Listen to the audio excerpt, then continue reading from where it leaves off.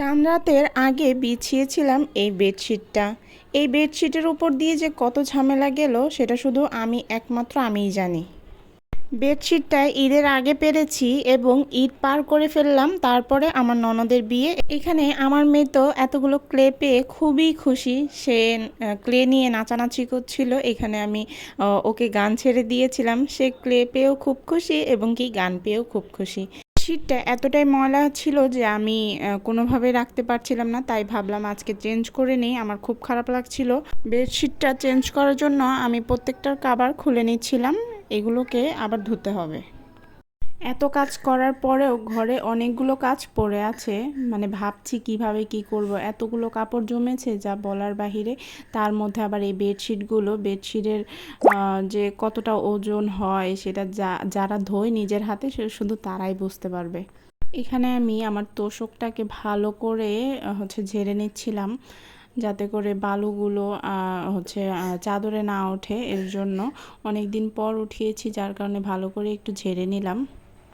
কে কে mattress use করো বলতে কিন্তু একদমই ভুলো না, তবে আমার ম্যাট্রেস একদমই ভালো লাগে না। আমি তোশকেই মানে কমফোর্টেবল ফিল করি। আমার তোশকের নিচে কিন্তু কি বলে জাজিম আছে, তবে আমার মনে হয় তোশকটাতেই একটু আরাম ফিল হয়।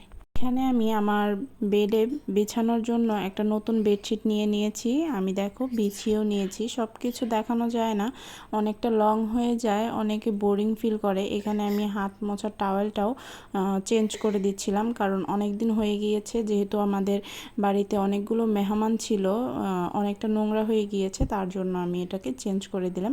আর এই দেখো আমার ফাইনাল লুক কেমন হয়েছে জানাতে কিন্তু একদম ভুলো না। আমি চেষ্টা করছিলাম প্রতিটা অ্যাঙ্গেল থেকে তোমাদেরকে আমার বেডশিটটা দেখানোর জন্য। হয়তো বা আমার ফোনটা অত একটা ভালো না, যার কারণে তেমন সুন্দর দেখা যাচ্ছে না, তবে বাস্তবে অনেকটা সুন্দর ছিল। আর আমি খুবই বেডশিটের জন্য খুব পাগল, আমার বেডশিট কিনতে খুব ভালো লাগে। এখানে আমি ওয়েদারটাও দেখিয়ে দিলাম, খুবই কড়া রোদ, আর এখানে আমার মেয়ে খেলা করছিল।